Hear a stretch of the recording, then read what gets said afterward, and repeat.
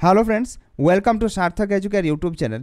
Dear friends, আজকের ভিডিওতে upcoming Assam university এর বিএড এন্ট্রান্স এক্সামের জন্য টিচিং অ্যাপটিটিউড এই সেকশন থেকে 10টি খুব গুরুত্বপূর্ণ এমসিকিউ প্র্যাকটিস করব। ফ্রেন্ডস, আজকের ভিডিও আপনাদের রিভিশন ক্লাস হিসাবে খুব গুরুত্বপূর্ণ। ভিডিওকে প্লিজ শেষ পর্যন্ত অবশ্যই দেখবেন। প্রথম যে কোয়েশ্চেনগুলি আমরা করব, এই কোয়েশ্চেনগুলি আমি লাস্ট ভিডিওতে আপনাদের হোম টাস্ক হিসাবে দিয়েছিলাম। আপনাদের মধ্যে অনেকে লাস্ট ভিডিও এর কমেন্ট সেকশনে লিখে আনসার দিয়েছেন, অনেকে কারেক্ট আনসার দিয়েছেন, অনেকে আবার রং আনসার দিয়েছেন। যাই হোক, আপনাদের আনসার দেওয়ার জন্য আমরা খুবই খুশি হয়েছি এবং আপকামিং দিনে এ ধরনের আমরা আরও ভিডিও বানাবো, আপনাদের জন্য মক টেস্ট বানাবো। ঠিক আছে, তো আজকের ক্লাস আপনাদের জন্য খুব গুরুত্বপূর্ণ। চলুন শুরু করি আজকের এমসিকিউগুলি। তো প্রথমের যে এমসিকিউ আমরা নিয়েছি এটা হলো লাস্ট ভিডিওর এমসিকিউ, যা আপনাদের হোম অ্যাসাইনমেন্ট ছিল। If on a certain day you are very tired and not in a mood to teach students in the class, then you will. কোনো এক দিনে আপনি ক্লান্ত হয়ে গেলেন এবং আপনি নিজের ক্লাস নিতে পারলেন না, ক্লাস নেওয়ার আপনার একদম মুড হলো না, তখন আপনি কি করবেন? অপশন এ দেখুন, free children and send them home. আপনি ছাত্রছাত্রীদের ছুটি দিয়ে দেবেন এবং তাদেরকে বাড়িতে পাঠিয়ে দেবেন। অ্যাজ এ টিচার আপনি এরকম করতে পারেন না, মনে রাখুন, এটাকে কাট করুন। অপশন বি দেখুন, request your colleague or teacher to teach children in your place. আপনি আপনার কলিগকে রিকোয়েস্ট করবেন, অনুরোধ করবেন যে উনি যেন আপনার ক্লাস নিয়ে নেন। এটা অবশ্যই আমরা করতে পারি, কেননা আপনি নিজের ক্লাস যদি নিজে নিতে না পারেন তাহলে অবশ্যই আপনি ছাত্রছাত্রীদের এভাবে খালি বসিয়ে রাখতে পারবেন না, আপনাকে কোনো না কোনো কিছু করতে হবে। তো এটা আপনি অবশ্যই করতে পারেন। আপনি আপনার কলিগকে বলবেন যে উনি যেন আপনার জায়গায় ক্লাস নিয়ে নেন, এটা আপনি করতে পারেন। তবুও অপশন সি ডি কি বলছে আমরা চেক করব। টেল চিলড্রেন অ্যান আইডিয়াল স্টোরি। আপনি ছাত্রছাত্রীদের এক আদর্শমূলক গল্প শোনাবেন, গল্প বলবেন। দেখুন, আপনার ক্লাস নেওয়ার মন নেই, মুড নেই, আপনি ক্লাস নিতে পারছেন না, খুবই ক্লান্তি অনুভব করছেন। ঠিক আছে, আপনি একদম ক্লান্ত হয়ে গেছেন। তো এভাবে আপনি স্টোরি বলতে পারবেন কি না বলুন? আপনি ক্লাসে যেতে চাইছেন না, তো স্টোরি তো এখানে বলা হবে না। অনেকে এই অপশনকে কারেক্ট আনসার দিয়েছেন, কিন্তু এটা এখানে কারেক্ট হবে না। যেহেতু আপনার শরীর খুবই খারাপ করছে আজ, তাই আপনি ক্লাসরুমে যেতে পারছেন না। তো ক্লাসরুমে যদি আপনি যেতে না পারেন তাহলে স্টোরি কী করে বলবেন? মনে রাখবেন ফ্রেন্ডস। অপশন ডি দেখুন, tell children to go out and play. আপনি ছাত্রছাত্রীদের এভাবে ক্লাসের সময় বা পিরিয়ডের সময় বাইরে গিয়ে খেলতে বলতে পারেন না, এটাও হবে না। তো এই প্রশ্নের কারেক্ট আনসার হয়ে যাবে অপশন বি। ফ্রেন্ডস, কী করে কারেক্ট আনসার হলো আশা করি আপনারা এবার বুঝতে পারলেন। কোয়েশ্চেন নম্বর 2 দেখুন, which quality of the teacher is liked the most by students. শিক্ষকের কোন গুণ বা কোয়ালিটি ছাত্রছাত্রীদের দ্বারা সবচেয়ে বেশি পছন্দ করা হয়? অপশন এ হিজ পাংচুয়ালিটি, শিক্ষকের নিয়মানুবর্তিতা। অপশন বি হিজ ইম্পার্শিয়ালিটি, ওনার নিরপেক্ষতা। Option C his love for discipline, শিক্ষকের বা শিক্ষয়িত্রীর নিয়মানুবর্তিতার প্রতি ভালোবাসা বা শ্রদ্ধা। অপশন ডি হিজ ডমিনেন্স, উনি সব বিষয়ে ডমিনেন্ট করেন, উনি সব বিষয়ে অগ্রণী থাকেন। এটা তো দেখুন, শিক্ষকের ইম্পার্শিয়ালিটিকে ছাত্রছাত্রীদের দ্বারা সবচেয়ে বেশি পছন্দ করা হয়। যে শিক্ষক কোনো স্টুডেন্টের, সে ভালো হোক খারাপ হোক, সে লম্বা হোক খাটো হোক, সে ধনী হোক গরিব হোক, যাই হোক, যে টিচার কোনো স্টুডেন্টের পক্ষ নেন না, যে টিচার সর্বদা নিরপেক্ষ ইম্পার্শিয়াল থাকেন, ওই টিচারকে কিন্তু স্টুডেন্টরা সবচেয়ে বেশি পছন্দ করে। তাই বি হয়ে যাবে most appropriate option of this question. Question number 3 এবার দেখুন। এই যে 3 নম্বর কোয়েশ্চেন, এটাও লাস্ট ভিডিওর question. A teacher should work according to. একজন শিক্ষকে কিসের মতো করে কাজ করা উচিত? Option A his own liking or হুইমস, উনি যা পছন্দ করবেন তা করতে পারবেন।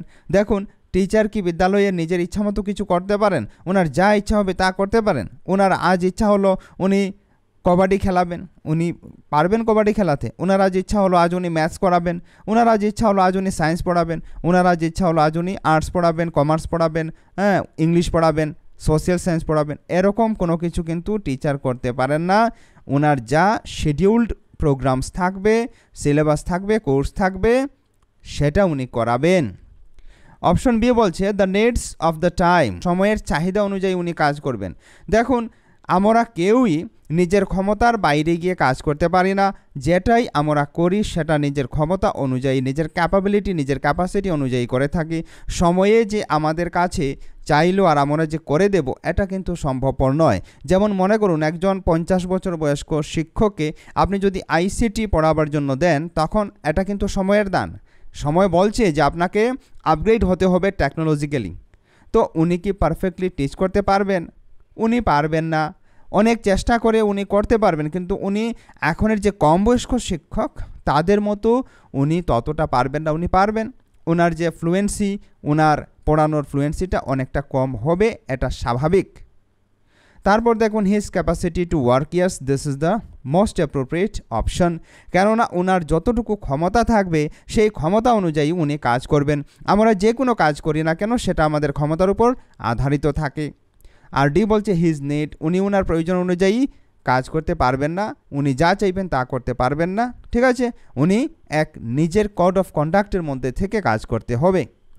এবার দেখুন question number 4, a superior teacher is one who, একজন ভালো শিক্ষক সে যে gives his complete time to the school, যে নিজের সম্পূর্ণ সময় বিদ্যালয়কে দিয়ে দেন। শুধুমাত্র বিদ্যালয়ে বসে বসে যদি কোনো টিচার আড্ডা মারেন, যদি কোনো টিচার রাজনৈতিক গবেষণা করেন, তাহলে ওনাকে কি আমরা সুপিরিয়র বলবো? মোটেই না, এটা হবে না। শুধুমাত্র সময় দিলে ভালো শিক্ষক হওয়া যায় না, মনে রাখবেন। অপশন বি বলছে strictly follows the norms of discipline, উনি নিয়মানুবর্তিতা শক্তভাবে মেনে চলেন। এটাকেও আমরা সুপিরিয়র টিচার বলতে পারবো না যদি উনি ঠিকঠাক স্টুডেন্টের কথা মাথায় না রাখেন। উনি যদি শুধুমাত্র কড়াভাবে চলেন, কঠোর নিয়মানুবর্তিতা মেনে চলেন, তাহলে কিন্তু এটা কাজ করবে না। অপশন সি কি বলছে takes an interest in the all round development of students, উনি ছাত্রছাত্রীদের ওভারঅল বা সার্বিক বিকাশের জন্য চেষ্টা করেন, বিকাশের জন্য ইন্টারেস্ট নেন, রুচি নেন। এটা হয়ে যাবে মোস্ট অ্যাপ্রোপ্রিয়েট অপশন। কেননা যে টিচার স্টুডেন্টসদের সার্বিক বিকাশ, সর্বাঙ্গীন বিকাশ করতে চান, উনি হলেন ভালো শিক্ষক, শ্রেষ্ঠ শিক্ষক। আর অপশন ডি বলছে গিভস লিডারশিপ টু স্টুডেন্টস, এখানে ছাত্রছাত্রীরা কি কোনো আন্দোলন করছে, কি কোনো মুভমেন্ট করছে যে ওনাকে লিডারশিপ দেবেন টিচার? টিচার লিডারের মতো কথা বলবেন, ছাত্রছাত্রীদের সকল কাজে লিড করবেন। কিন্তু এখানে সি অপশন হবে মোস্ট অ্যাপ্রোপ্রিয়েট। কেননা সুপিরিয়র টিচার হতে হলে শুধুমাত্র লিডারশিপ কোয়ালিটি থাকলে চলবে না। আপনারা এমন অনেক টিচার দেখবেন যারা মাইক হাতে পেলে আর মাইক ছাড়তে রাজি হন না, কিন্তু বিদ্যালয়ে গিয়ে ক্লাসরুমের ক্ষেত্রে সে অন্য ব্যাপার। কিন্তু আমি এখানে কোনো টিচারকে ক্রিটিসাইজ করছি না, মনে রাখবেন, আমি বুঝাবার জন্য এটা বললাম। তো শুধুমাত্র লিডারশিপ কোয়ালিটি, বাচালতা, কথা বলার প্রবণতা থাকলেই কিন্তু সুপিরিয়র টিচার হতে পারেন না। ওনাকে ছাত্রছাত্রীদের অলরাউন্ড ডেভেলপমেন্টের ক্ষেত্রে কাজ করতে হবে, ইন্টারেস্ট রাখতে হবে। আশা করি আপনি বুঝতে পারেন। এবার দেখুন question number 5, which of the following makes classroom communication interesting, নিচের কোনগুলি ক্লাসরুম কমিউনিকেশনকে ইন্টারেস্টিং বানায়, রুচিবোধক বানায়? দেখুন অপশন 1 কি বলছে, এখানে এই অপশনগুলির পর আরও ABCD অপশন থাকবে। মেনি অ্যাসাইডস হোয়াইল স্পিকিং, যখন এখানে টিচার কথা বলছেন তখন অনেকে এটা শুনছে না, নিজের মতো নিজের দুনিয়ায় ওরা থাকছে। অপশন 2 ফ্রুটফুল ডিসকাশনস, এখানে আলোচনা হচ্ছে, ফলপ্রসূ আলোচনা হচ্ছে। ইউজ অফ রেলিভেন্ট ট্রানজিশনস, এখানে টিচার ট্রানজিশনের ব্যবহার করছেন। তারপর finding out the correct context, এখানে কোনো এক পাঠ পড়ানোর পর টিচার এটার ভূমিকা, এটার কারেক্ট কনটেক্সট কি সেটা বোঝাবার চেষ্টা করছেন, বের করার চেষ্টা করছেন। And option 5 pressurising the students with authoritarian commands, উনি অথরিটি নিয়ে উনি ডিক্টেটরশিপের মতো ক্লাস করছেন, ছাত্রছাত্রীদের প্রেশার করছেন। যেখানে প্রেশার আপনি দেখবেন, এখানে আপনি এমনিই এই অপশনকে কেটে দেবেন। ঠিক আছে, প্রেশারাইজ করে কোনো কিছু করানো যায় না ছাত্রছাত্রীদের দিয়ে। তাহলে আমরা বুঝতে পারলাম যে ইফেক্টিভ ক্লাসরুম কমিউনিকেশনের মধ্যে বা ক্লাসরুম কমিউনিকেশনকে যদি আমরা এজ এ টিচার ইফেক্টিভ করতে চাই তখন আমাদের ডিসকাশন করতে হবে, ফ্রুটফুল ডিসকাশন, মানে ছাত্রছাত্রীদেরকে মিলিয়ে আমাদের আলোচনা করতে হবে। ছাত্রছাত্রীদের পার্টিসিপেশন আলোচনায় খুব ইম্পর্ট্যান্ট রোল প্লে করবে, তো এটা আমাদের করতে হবে। অপশন 3 কি বলছে দেখুন, ইউজ অফ রেলিভেন্ট ট্রানজিশনস, মানে ছাত্রছাত্রীদের বোঝানোর জন্য আমরা প্রয়োগ করব এমন কতগুলি পন্থা, রিয়েল লাইফ থেকে আমরা এক্সাম্পল সাইট করব, এটাকে এখানে ট্রানজিশন বলা হয়েছে। তো প্র্যাকটিক্যাল এক্সাম্পল আমাদের দিতে হয় স্টুডেন্টসদের বোঝানোর জন্য, এটাও আমরা করব। তারপর অপশন 4 বলছে finding out the correct context, আমরা যে চ্যাপ্টারই পলিটিক্যাল সায়েন্সের হোক, ইকোনমিক্সের হোক আর ম্যাথামেটিক্সের হোক, যে চ্যাপ্টার আমরা পড়াবো সেটার অ্যাকুরেট কনটেক্সট আমরা বের করে ছাত্রছাত্রীদের সঙ্গে বা ছাত্রছাত্রীদের সামনে তুলে ধরার চেষ্টা করব, এটাও আমাদের করা উচিত। তাহলে আমরা বুঝতে পারলাম 2, 3, 4 এটা আমাদের করা উচিত ক্লাসরুমকে আরও ইন্টারেস্টিং বানানোর জন্য। তাই দেখুন 2, 3, 4 কোন অপশনে আছে? বি অপশনে আছে, therefore B is the correct answer. কি করে আনসার হলো আশা করি আপনি বুঝতে পারলেন। তবুও আপনাদের যদি কোনো ডাউট থাকে তাহলে আপনারা কমেন্ট বক্সে আমাদের অবশ্যই জানাবেন। এবার কোয়েশ্চেন নাম্বার দেখুন 6, for effective communication inside a classroom a teacher should embark upon, ক্লাসরুমের মধ্যে শ্রেণীকক্ষের মধ্যে ইফেক্টিভ কমিউনিকেশন মানে যোগাযোগ, শিক্ষক আর ছাত্রছাত্রীদের মধ্যে বার্তালাপ বা যোগাযোগকে প্রভাবশালী বানানোর জন্য শিক্ষককে কিসের উপর গুরুত্ব প্রদান করা উচিত? অপশন এ আইডিওলজিক্যাল লিনিংস, ভাবমূলক প্রবণতা। তারপর অপশন বি ইনওয়েন্ডোস, ইনওয়েন্ডোস কথার অর্থ হলো বক্রোক্তি, মানে খুঁচা মেরে কথা বলা আর কি, কটাক্ষপাত করে কথা বলা। Option C issuing attention commands, hey তোমরা মন দিয়ে শুনছো না কেন, এদিকে শোনো, তোমরা আমার কথা মন দিয়ে শোনো, এ ধরনের উক্তি করা আর কি, এটাকে বলা হয় attention commands. Option D listener analysis, অর্থাৎ আমি অ্যাজ এ টিচার আমি কথা বলছি, আমি এখানে ভিডিও বানাচ্ছি, আর আমায় যে সমস্ত লিসেনার, যে সমস্ত ভিউয়াররা দেখছেন শুনছেন, তাহারা কতটুকু সেটাকে বুঝতে পারছেন কিনা এটা অবশ্যই আমার অ্যানালাইজ করতে হবে। তো দেখুন এই প্রশ্নের কারেক্ট আনসার হয়ে যাবে অপশন ডি। দেখুন আইডিওলজিক্যাল লিনিংস মানে ভাবমূলক প্রবণতা দেখে আমরা অ্যানালাইজ করতে পারবো না, আমরা ক্লাসরুমকে ইন্টারেস্টিং বানাতে পারবো না। কারণ আইডিওলজিক্যাল লিনিংস কার কোন ভাব, কোন ছাত্র কি চাইছে সেটা আমরা কি করে বুঝবো, কার ভাব কি সেটা আমরা কি বুঝতে পারবো? বুঝতে পারবো না, তো আইডিওলজিক্যাল লিনিং হবে না। ইনওয়েন্ডোস, দেখুন আপনি বক্রোক্তি বা পোক করে কথা বলা, আপনি খুঁচা কথা বললে, কটাক্ষ করে কথা বললে তো কাজ চলবে না, আপনি মৃদুভাষী হতে হবে। আপনি যদি ইফেক্টিভলি কমিউনিকেট করতে চান in a classroom then you have to be soft spoken person, ঠিক আছে? তো ইনওয়েন্ডোস মানে কটাক্ষপাত করে কথা বললে আপনার চলবে না, খিটখিটেভাবে কথা বললে চলবে না, আপনাকে পছন্দ করবে না। দেখুন আমরা বিদ্যালয়ে যখন ছাত্রছাত্রী হিসাবে পড়াশোনা করছিলাম তখন টিচারদের কোয়ালিটি দেখে আমরা অনেক টিচারকে আমরা নিকনেম লাগিয়ে দিয়েছিলাম। আমাদের বিদ্যালয়ে এমন টিচার ছিলেন যাকে আলোদ বলে আমরা ডাকতাম, ঠিক আছে, কোবরা বলে ডাকতাম। এমন টিচার ছিলেন যাদেরকে আমরা ডাঙ্কি বলে ডাকতাম। তো এ ধরনের মানে কিছুটা নিকনেম লাগানো হয় টিচারদের কোয়ালিটি দেখে। এমন একটি প্রশ্ন ছিল যে যদি কোনো স্টুডেন্ট আপনার সামনে, আপনি একজন টিচার, আপনার সামনে যদি অন্য একজন টিচারের এরকম ক্রিটিসাইজ করে উনি ডাঙ্কি বা কোবরা এরকম বলে, তাহলে একজন আমাদের ভিউয়ার খুব ইন্টারেস্টিং জবাব দিলেন, বললেন যে ওনাকে পানিশ করতে হবে। দেখুন পানিশ করলে চলবে না, এটা আপনি টিচার হয়ে যান বিএড করে, আপনি অবশ্যই পাবেন আপনার কোনো গুণাবলী দেখে আপনার স্টুডেন্টও আপনাকে কোনো না কোনো নাম দেবে। যেমন আমার মাথায় চুল কম রয়েছে, আমাকে সবাই টাকলা বলে ডাকে, তো এটা কোনো কথা নয়, এটা আমি অনেকবার শুনে থাকি, এটা শুনে আনন্দ পেয়ে থাকি, ঠিক আছে? এটা করবেই, এটা আপনি আটকাতে পারবেন না, মনে রাখবেন। তো লিসেনার অ্যানালাইসিস, আমাদের শ্রোতারা কী চাইছে এটা দেখে আমরা কমিউনিকেশন ইন এ ক্লাসরুম মানে শ্রেণীকক্ষের কথাবার্তাকে, শ্রেণীকক্ষের বাতাবরণকে, পরিবেশকে আমরা ইফেক্টিভ বানাতে পারবো। আর অ্যাটেনশন, আমার কথা মন দিয়ে শুনো, মন দিয়ে শুনো, এটা বললে আপনি আপনার বলবেন আমার কথা শুনো, আর স্টুডেন্টরা নিজেদের ওয়ার্ল্ডে, নিজেদের দুনিয়ায় থাকবে, ঠিক আছে? তো কী করে আনসার হলো আশা করি আপনি বুঝতে পারলেন। এবার দেখুন next question number 7, communication skills of students can be improved by, ছাত্রছাত্রীদের কমিউনিকেশন স্কিল, কথা বলার দক্ষতা কি করে ইমপ্রুভ করা যেতে পারে, বৃদ্ধি করা যেতে পারে? এখানে 1 2 3 4 5 5টি অপশন আছে।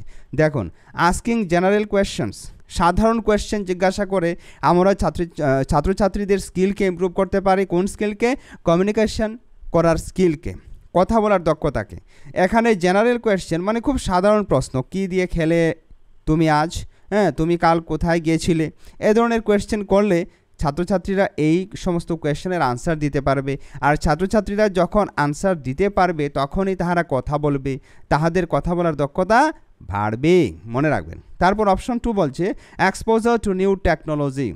টেকনোলজির ক্ষেত্রে আপনি নতুন নতুন এক্সপোজার দিতে হবে, ওদেরকে টেকনোলজির ইউজ করাতে হবে। টেকনোলজিক্যাল গ্যাজেট যেমন টাচ পেনের ইউজ আপনি করাতে পারেন, তারপর আপনি মোবাইল ফোন তো আছেই, এটা করাতে পারেন, আইপড, হ্যাঁ তারপর আরও আছে ট্যাবলেটের ব্যবহার করতে পারেন, কম্পিউটার ব্যবহার করতে পারেন। তো এ ধরনের টেকনোলজিক্যাল ইউজ আমাদের করতে হয়। তারপর দেখুন fostering critical thinking, yes this is the critical one. ছাত্রছাত্রীদের মধ্যে চিন্তন শক্তির বিকাশ করা খুবই দরকার। ছাত্রছাত্রীদের যখন ক্রিটিক্যাল থিঙ্কিং স্কিল ডেভেলপ হয়ে যাবে তখন তাহারা যে কোনো বিষয় ভালোভাবে চিন্তা করতে পারবে এবং এভাবে ছাত্রছাত্রীদের পার্সোনালিটি ডেভেলপ হবে, ছাত্রছাত্রীরা রিয়েল লাইফের সঙ্গে মিলিয়ে কাজ করতে পারবে। অপশন ডি বলছে ডিসক্রিমিন্যান্টস ইউজ অফ ভোকাবুলারি। ভোকাবুলারি মানে শব্দভাণ্ডার আপনি ব্যবহার করবেন, কিন্তু কিভাবে? ডিসক্রিমিনেশন করে আপনি কোথায় কি শব্দ লাগাবেন, কোথায় কি শব্দ লাগাবেন না, আপনি এটাকে অনেকটা ডিসক্রিমিনেট করে ইউজ করবেন আর কি।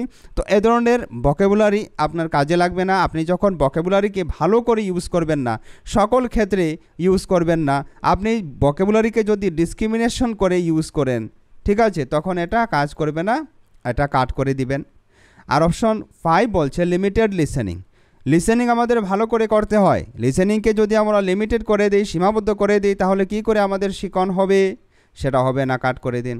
তো আমরা বুঝতে পারলাম এই প্রশ্নের উত্তর হবে 1 2 3 অপশন থাকা অপশন। তো এটা আছে অপশন এতে, therefore option A is the correct answer. তারপর কোয়েশ্চেন নাম্বার 8 এবার দেখুন, which of the following is a key to effective teaching behaviour. Effective teaching behaviour প্রভাবশালী পাঠদান আচরণ সম্পর্কে নিচের কোনটি সবচেয়ে যুক্তিযুক্ত বা সবচেয়ে গুরুত্বপূর্ণ? Option A teacher mediated dialogue which helps learners restructure what is being learned. যা শেখা হয়েছে তার মিডিয়েটর হিসাবে এখানে শিক্ষক কাজ করবেন। শিক্ষক এমন কিছু বলবেন যা ছাত্রছাত্রীদের যা শিখেছে সেটাকে রিস্ট্রাকচার করতে সাহায্য করবে। দেখুন, শুধুমাত্র রিস্ট্রাকচার করলে কি কাজ হয়? শুধুমাত্র রিস্ট্রাকচার করে কি সব বিষয় করা যায়? ম্যাথমেটিক্স করা যাবে, সায়েন্স করা যাবে? এগুলি রিস্ট্রাকচারের মাধ্যমে করা যাবে না। কিছু লিঙ্গুইস্টিক পার্সপেক্টিভকে করা যেতে পারে, ল্যাঙ্গুয়েজকে করা যেতে পারে, গ্রামাটিক্যাল কনসেপ্টকে করা যেতে পারে, বাকি ম্যাক্সিমাম সাবজেক্ট এভাবে করা যাবে না। তো এটাকে আমরা কাট করে দেব।